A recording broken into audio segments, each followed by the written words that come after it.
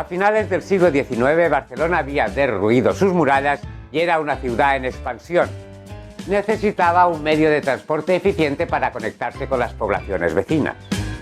El tranvía fue el medio de transporte más eficaz, sobre todo con la llegada de la electricidad con el nuevo siglo XX.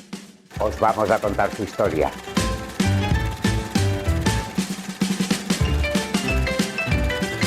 Los primeros tranvías circulaban sobre raíles para poder aligerar la carga que debían mover los caballos. Sí, eran de tracción animal. Tranvía de sangre, como les llamaba la gente. La inglesa Barcelona Tramways Company Limited había comprado por traspaso la primera explotación. El primer tranvía que circuló por la ciudad comunicaba el Pla de la Boqueria con la parroquia del Josepet de Gràcia. Poco después llegó también a la Barceloneta. Para muchos barceloneses les resultó más fácil llegar a la playa o ir a trabajar. Las compañías de explotación y las líneas se multiplicaron por la buena rentabilidad del negocio. Una a Poblenou des de Pla de Palau, a Sant Gervasi, a Sarrià i les Corts, a Horta, o la línea del litoral a Badalona, que pasaba por San Martí de Provençals y San Adrià del Besòs. En 1872 llegó el tranvía a vapor, al que llamaron la tranvía de foc. Pero los barceloneses siempre le tuvieron recelos porque asustaba a los vecinos. Llenaba de humo las calles y provocaba muchos accidentes.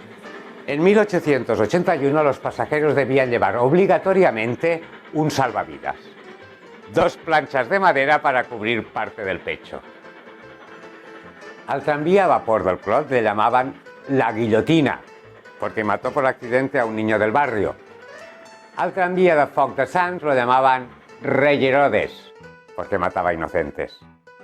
Para ganar usuarios y olvidar su mala fama, la Barcelona Tramways convirtió los billetes en cromos coleccionables, y de tanto en tanto los billetes fueron números de lotería. Se impusieron las llamadas jardineras, tranvías casi sin paredes laterales para evitar el agobio.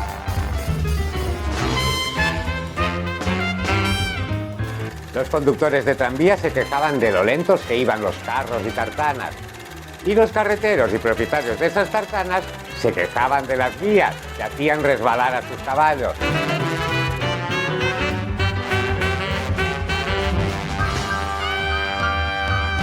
Se puso de moda coger un Ripper. Era un tranvía tirado por caballos, pero no iba por raíles, y podía pasar por calles más estrechas.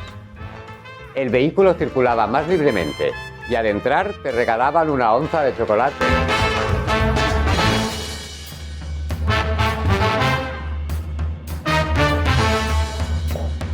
Pero su uso fue decayendo con la llegada del tranvía eléctrico. Los Rippers desaparecieron definitivamente con la llegada de los autobuses. El tranvía acercó a los barceloneses al recientemente creado Parque de Atracciones del Tibidabo. El hipódromo de Cantunis también creció al amparo del tranvía, como el Casino de la Rabassada, que era tan importante para la alta burguesía catalana que se puso en marcha una línea para acceder a él.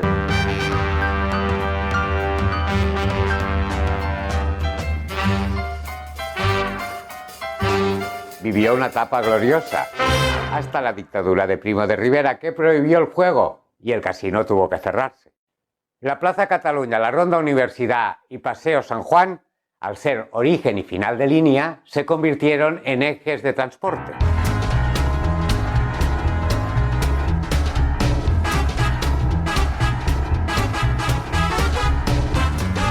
En 1898 empezaron los trabajos de electrificación, alimentados por la central eléctrica del Paral·lel.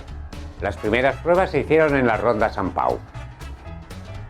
El vecindario no podía creer que unos extranjeros levantasen Barcelona para poner cables y que tuviesen que cambiar las conducciones del agua. El último año del siglo XIX llegó el tranvía eléctrico, primero a la línea de circunvalación que recorría el trazado de la antigua muralla de Barcelona y después llegó a Gràcia. En 8 años se electrificará toda la red. En 1901 el tranvía eléctrico llegó a Horta.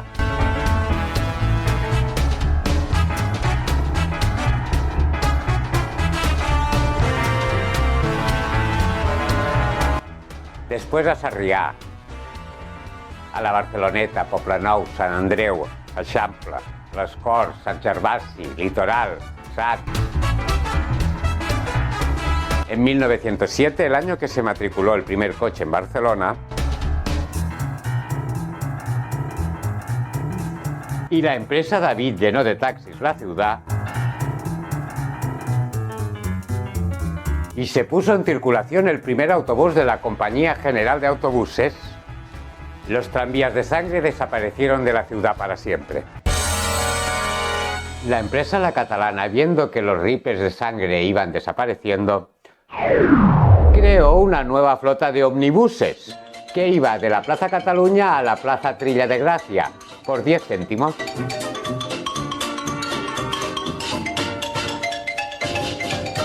Sus vehículos sufrían muchas averías y retrasos y estaba haciendo la competencia al tranvía eléctrico con precios más bajos.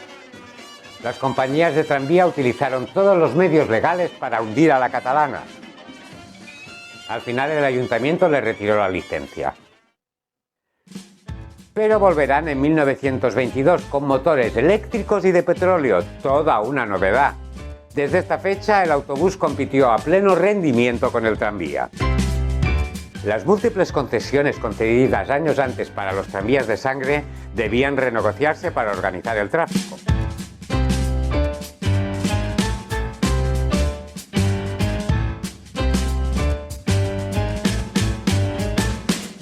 Las compañías más pequeñas fueron absorbidas por las más grandes. Al final, los Tramways de Barcelona, Sociedad Anónima, se quedaron con la concesión. No será hasta 1945 cuando el ayuntamiento se ocupará de la gestión de las líneas del tranvía. Mariano de la Foronda era el hombre del tranvía, el presidente de la principal compañía de tranvías desde principios del siglo XX hasta 1931. Fue tan importante en Barcelona que se le nombrará comisario de la Exposición Internacional de 1929. Los tranvías aún paraban según las indicaciones de sus usuarios y circulaban a menos de 12 km por hora. Los barceloneses se quejaban de su lentitud. Fue en 1910 cuando el marqués de la Foronda implantó las paradas fijas para acortar el tiempo entre trayectos. Creó cocheras con servicio de mantenimiento y reparación. Dotó de teléfonos a los conductores para estar siempre comunicados con la central. Y dio silbatos a los conductores para que con un silbido avisasen de las paradas. 2 silbidos para indicar el arranque del vehículo y 3 silbidos para informar que el tranvía estaba lleno. Para la Exposición Internacional se soterró el tren de Sarrià y se perforaron los túneles del metro.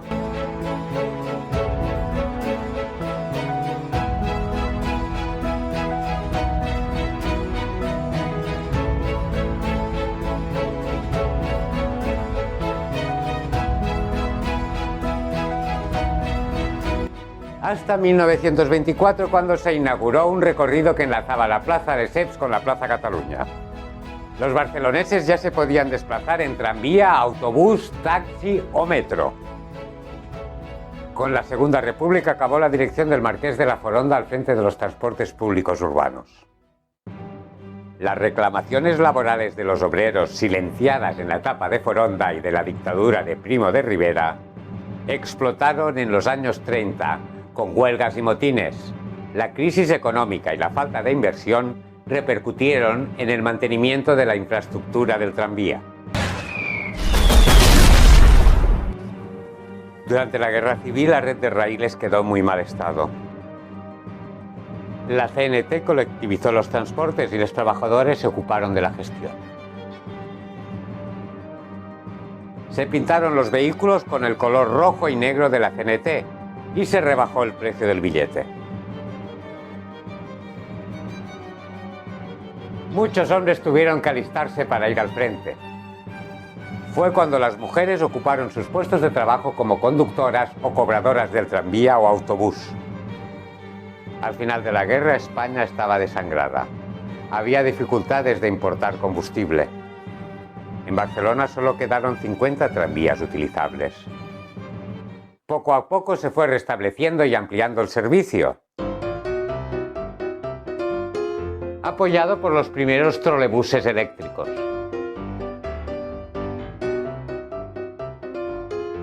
Del techo salían dos pértigas que conectaban con unos cables electrificados suspendidos a lo largo de toda la línea. En 1951 estalló la primera gran huelga general contra el régimen. El detonante fue el aumento del billete de 50 a 70 céntimos. El 1 de marzo de ese año comenzaron a circular los tranvías, pero sin pasajeros. Las calles estaban llenas de gente que iban a trabajar caminando, mientras los tranvías circulaban vacíos.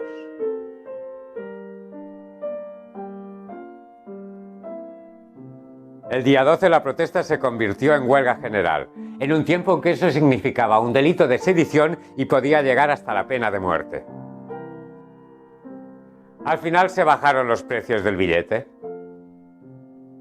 La época dorada de los tranvías acabó el 18 de marzo de 1971. Los tranvías y sus vías complicaban el tráfico de los automóviles. El último recorrido fue un día antes de San José, cuando los barceloneses salieron a la calle a despedir a una cabalgata de tranvías, el que había sido su medio de transporte durante casi medio siglo. El metro y los autobuses ganaron la partida. Se fueron cambiando los troles electrificados por los autobuses, más autónomos y que funcionaban con gasógeno. Y en 1967 se vieron los primeros autobuses articulados. Después llegaron las máquinas expendedoras de billetes, que hicieron desaparecer a los cobradores del autobús. Pero no acabó de desaparecer del todo, ya que en 2004 se inauguró una red moderna de tranvías, Trambusos y Tramvall, más respetuosos con el medio ambiente.